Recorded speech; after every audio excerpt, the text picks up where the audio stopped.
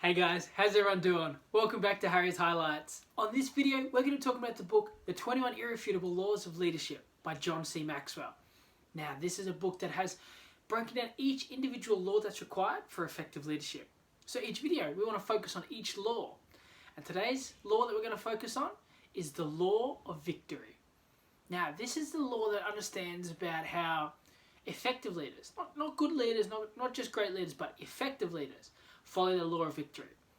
It's understanding that leaders find a way for the team to win. See, there's an understanding that some people just love winning and some people just can't stand losing. See, there's a real difference. Because the people that love winning, they're okay to lose. They're like, it's alright, it's not, it happens sometimes. The people that can't stand to lose, it's not that they're a sore loser.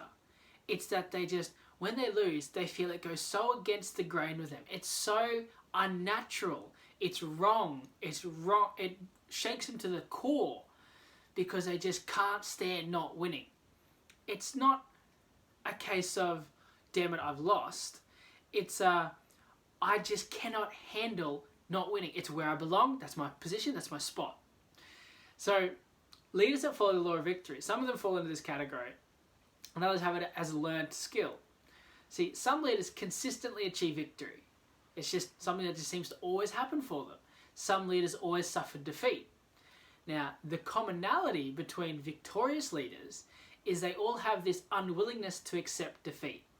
So when things are going bad, it doesn't matter how bad the odds are or how it looks like it's stacked in the other team or the other person's favor.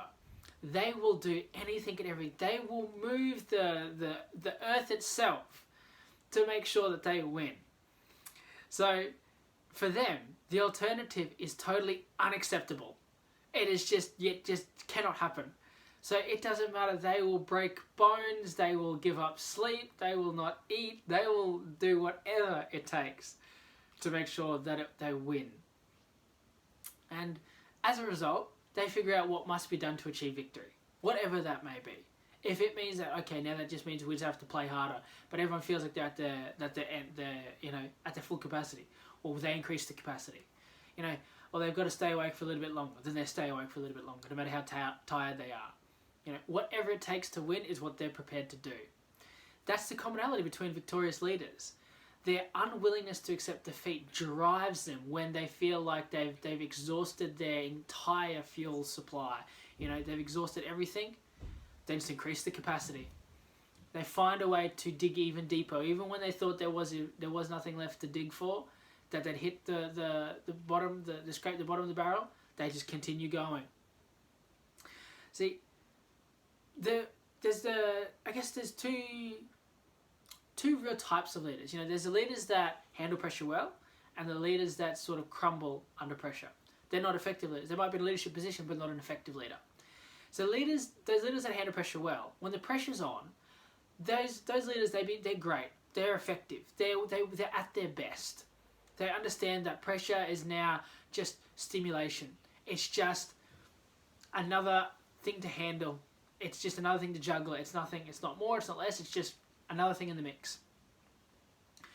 And then when that happens, whatever's inside of them comes to the surface. Because that is when you see them flourish. They just seem to, it makes the victory that much sweeter for them, that much more satisfying. Because they see it as that like they've overcome something that a lot of other people wouldn't, and they're in the top spot where they feel like they belong. See, great leaders, strong leaders, effective leaders, they truly have a mindset that goes along the lines of, or not really along the lines of, it is proven that they see things like leadership is just responsible. It's just something that if you're capable of it, it's your duty to do it. You should take responsibility and become the leader and lead the team. That is not a given, that's not just a maybe, it's a must.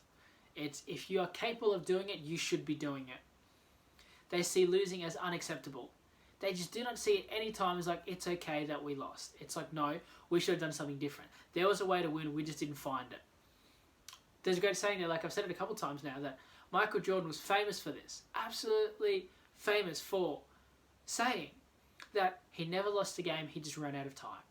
Meaning that given enough time, he would find a way to win, no matter what the odds were, no matter what happened. And he talks about it a lot. saying that a lot of people remember him for his skill and his talent, but a lot of people forget or overlook that he was an exceptional leader, that he was not only, during the beginning of his career, he was definitely focusing a lot on his talents, and then after those first few years, he then realized it required a team effort, and how much more he could get by helping the team achieve more, reaching their full potential. And he drove players to become better. That there are players that wouldn't be as good as what they are if they hadn't played with Jordan. And a lot of people overlook it. A lot of people just fail to recognize that he was an exceptional leader. That a lot of the time, he would ask, if I wasn't there, would they still have won? That's how he sort of wanted to develop the team. So it wasn't focused on him and his talents, but their own skill as a team, together, marrying everyone's capabilities to achieve the goal, not just relying on one single person. Leaders also have the mindset that passion is unquenchable. That means that drive, that motivation, that burning desire can never be satisfied. It is something that is just always going to drive and burn you to do more. They see that creativity is essential because in different areas, different arenas, different situations, there is a level of creativity that is required. That quitting is unthinkable. That is not something that ever even enters their mind. Maybe I'll quit. Maybe I'll just give up. Maybe I'll accept defeat. Maybe I'll just roll over and take this one. Doesn't happen. There is a way. Whether I go under, whether I go over, whether I go through, whether I go around, I will find a way. There's not zero ways. There's just ways I haven't found yet. That's how they look at things. They see things as commitment is unquestionable. That you never question whether you're going to be committed to something or not. It's that if you've decided, that's it. There is you've burnt the bridge behind you. There is no turning back. You've committed. That's happening. So if your commitment is to victory, then it's happening. No matter what happens, it will happen. No matter how difficult the situation looks or challenging the obstacles may be, commitment is unquestionable. It is happening. We've made the decision now. We just have to let time prove us right.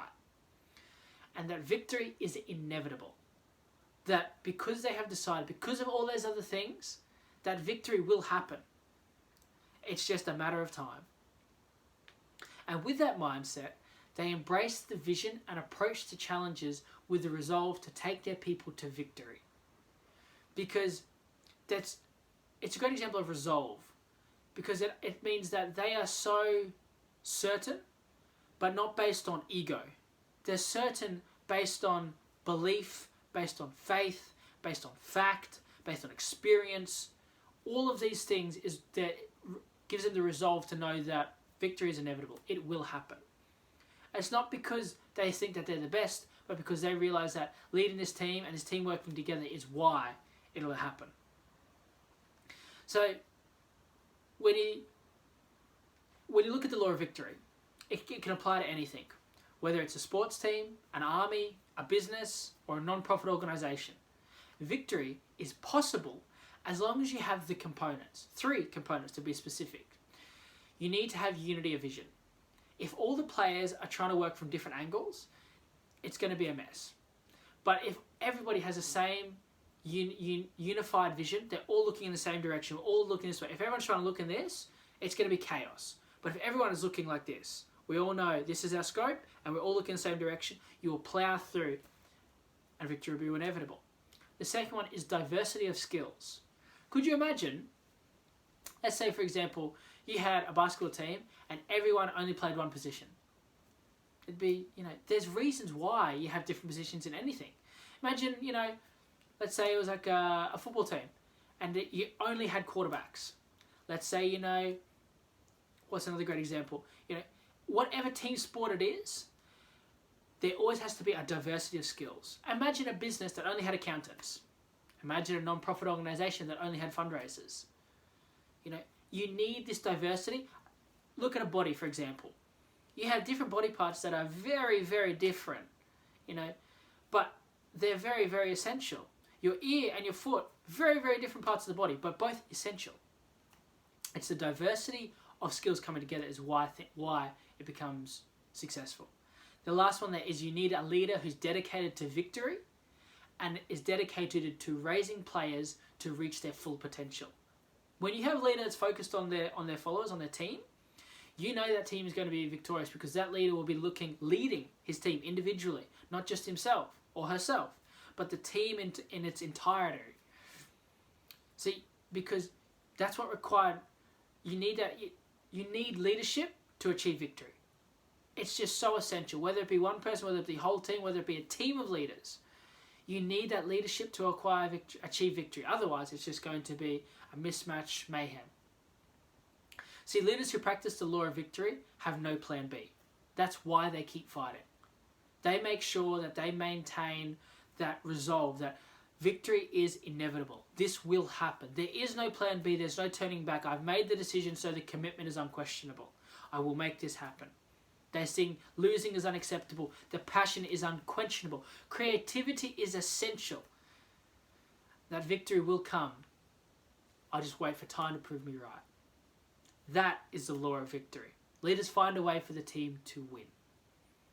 Now we're making a lot more of these videos for this training series to help you with your personal development goals. That's all for now though. So until next time, leave a comment below on what you like the most and look forward to sharing more with you in the next episode of Harry's Highlights.